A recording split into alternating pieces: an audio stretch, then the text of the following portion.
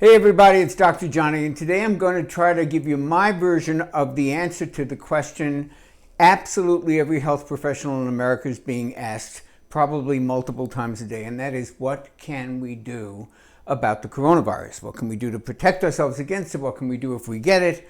What can we do to make its damage less serious if we do get it? All kinds of questions like that, none of which have perfect answers. But what I can offer you is not a perfect answer, but a perspective. Namely mine. And as you might imagine, my perspective on this is just slightly different than maybe the ordinary one, and I hope there'll be something of value that you can use in learning how I look at this. And the way I look at it is best illustrated by the idea of working in an office. Anybody who's ever worked in an office, ever for any length of time, or in any public space knows that eventually, at some point during the year, something is going around and some people get really sick, right? And what happens in that office? Usually, a couple of people get really sick and they're out for like a week. A couple of people get symptoms and they're just sort of not really there for a day or two. And a couple of people don't even notice that there's anything going around. So it affects different people very differently. And the question is, why? Why is that? And that was a question that actually the microbiologist Louis Pasteur asked himself all his life. He studied germs. He wanted to understand how germs, hurt people and what they do and what we can do about them. But all he did was study the germs. And in microbiology, they talk about the germ and the host. The germ is the thing that infects you. The host is the thing that's being infected. And the last words on his deathbed of Louis Pasteur was, "Look to the host." He figured out that the action really, we know plenty about the germs, but what we don't know as much about is what makes some people resilient and others not. That's the host. And that's really all we can really do. If for this virus or any of the many other health challenges that will be sure to be coming down the pike at some point in the future. Now listen, it's sort of like a hurricane. If you think about a hurricane and the damage it does along the Florida coast, you look at that damage, or on any coast, and you look at that damage afterwards, you notice always that some houses are blown away, but some are like miraculously left standing, and some have some damage, but they're certainly repairable, and some are just totaled. Why? It's the same question. Now, it's the same hurricane, right? So maybe the action for us, instead of just panicking about this virus, is to talk about how we can strengthen our own houses. So what I want to talk about now is just a few simple, basic steps you can take to make your own house more likely to be one of the ones that survives any challenge, whether it be a hurricane or a tsunami, a virus, or obviously we're using houses as a metaphor for the body, but it's really the same thing. You can take care of this part of the equation. So let's talk about how you might be able to do that. And remember, every health warning you've heard about this virus or any virus, anytime there's a cold wave or a heat wave, they always talk about what? Infants and elderly. Why? Because their immune systems are either not fully developed or have been compromised and aren't working at optimal efficiency. That's what we can do something about, getting our immune system to work at optimal efficiency. And before I give you the steps that I would take and that I would recommend you take, let me tell you one thing about the masks. Don't wear a mask. They're nonsense. They don't work. They don't protect against the virus. They may protect against the spreading of droplets of somebody who has been affected and diagnosed, but they do nothing to prevent it. Even the World Health Organization, they're all telling you the same thing. Healthy people do not need to wear masks. So you can skip that part completely. So now on to some things that might actually matter. Number one on my list is vitamin C. And it sounds like a cliche, but it's a cliche for a reason. It actually works. The biochemistry of it is way too long and not relevant to this short video, but in many ways, it kind of supercharges the different pathways that have to happen in the immune system for it to effectively fight off any kind of pathogen. So it really does charge your immune system up, and you can't OD on it.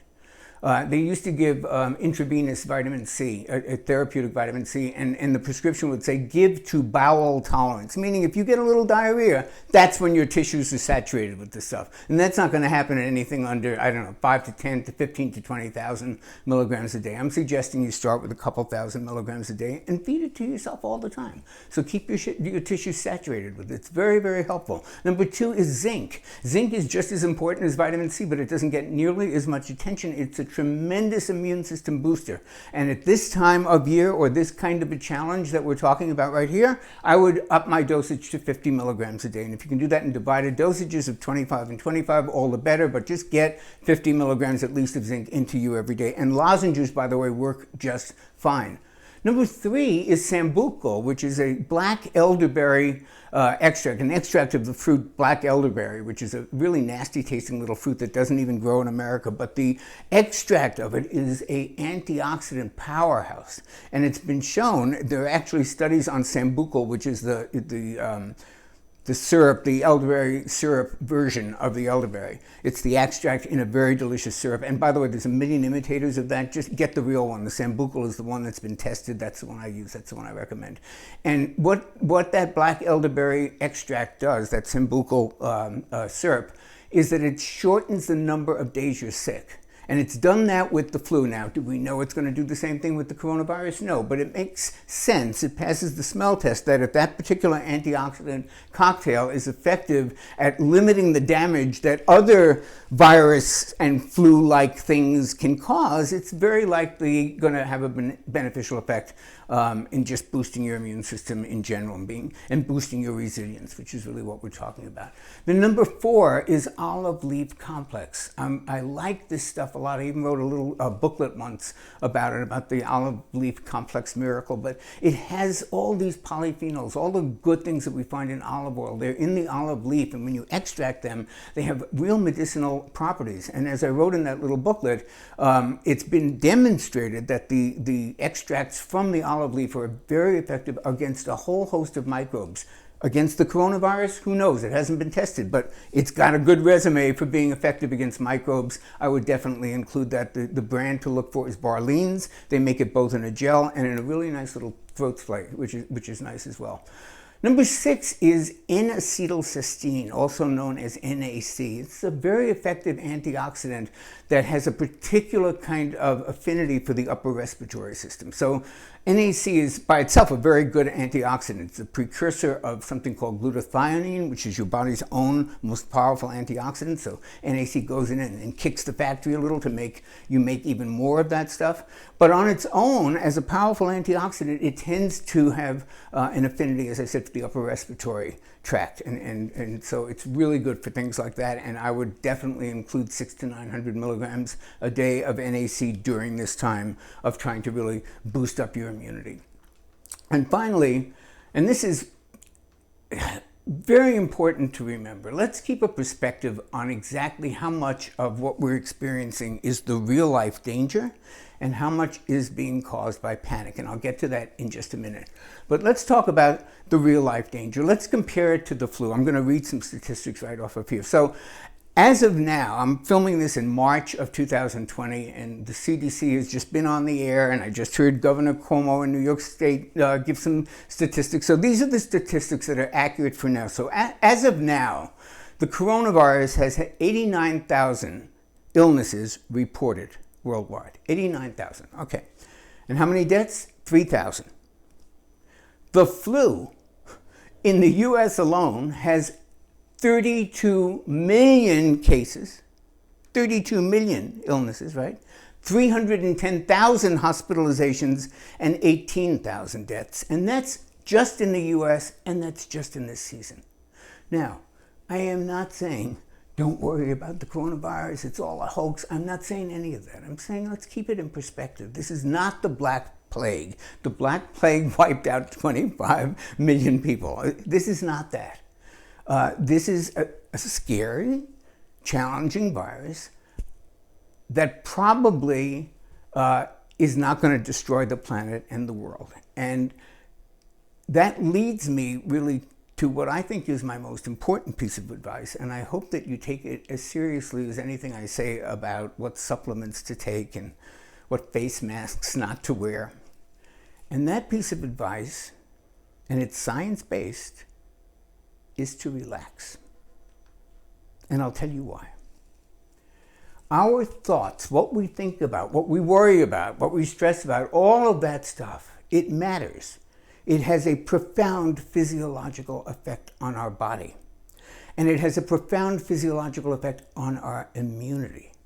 In fact, There is an entire field of study. It's fascinating, and it's been going on for 20 years, and it's called psychoneuroimmunology. It's the study of what happens up here, the psyche, neuro, right? And its effect on the immune system, which it does profoundly. So stress equals sickness. Fear and worry and stress and anxiety are all the enemies of immunity.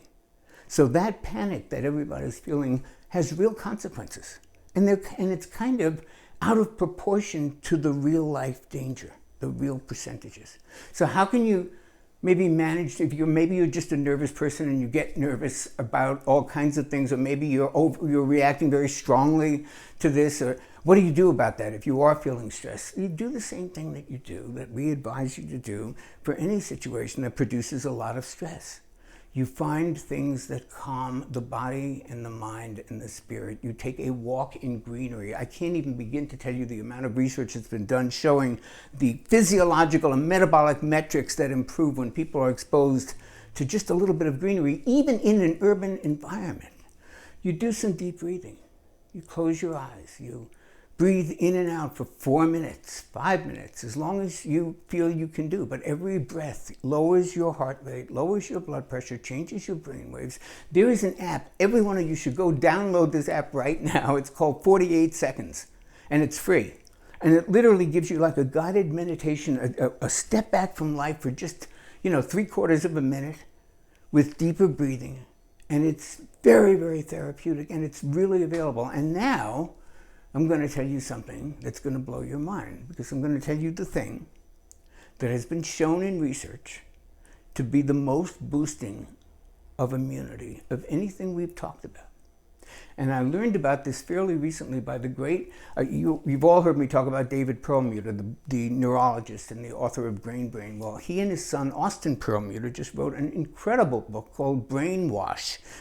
And I just interviewed Austin Perlmutter for my membership site, Metabolic Mastery Club. And this is what he told me. There have been at least 2 major studies, one of which was done at the NIH, the National Institutes of Health, that have shown that what I'm about to tell you produces measurable, statistically meaningful improvements in all markers of immunity.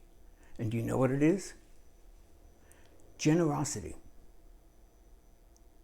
No kidding. When these studies looked at people who gave to charity, helped out neighbors, volunteered at a local clinic, helped with animal shelters, and did acts of charity and generosity, even helping a friend move, chemicals in the brain are secreted that stimulate the reward centers. You probably have experienced this, how good you feel when you really do help out someone and it makes a difference and they appreciate it and the connection is made. Well, those neurochemicals actually trigger improvements in the immune system. They actually cause the release of chemicals in the body that turbocharge your immune function. So if you needed a selfish reason for being nice to people, there it is. It actually improves your immunity. So I think if you can remember that we really can't predict the future. We don't know what this virus will do. If I was betting in Vegas, I would bet that a year from now it will be completely under control. The damage will have been minimal. Obviously, people will die. I'm not minimizing that. I'm saying that overall, in the scheme of things looked at in terms of the epidemics and pandemics of the world and even the fluctuations in the stock market, it will probably all even out, and not that far from now. So be aware, follow the recommendations when they tell you to wash your hands and obviously stay away from people who are coughing, but keep the panic in perspective. Most of the people who have this virus are walking around symptom-free. For most of them, it just clears up. It's not the Black Plague. And all you can really do, in any case, in any of these situations, is to concentrate on the host. That's you, your body, your mind, your spirit. Strengthen that, live well, live healthy, and you'll be prepared for whatever comes our way. This is Dr. Jonny Bowden. I will see you on the next video.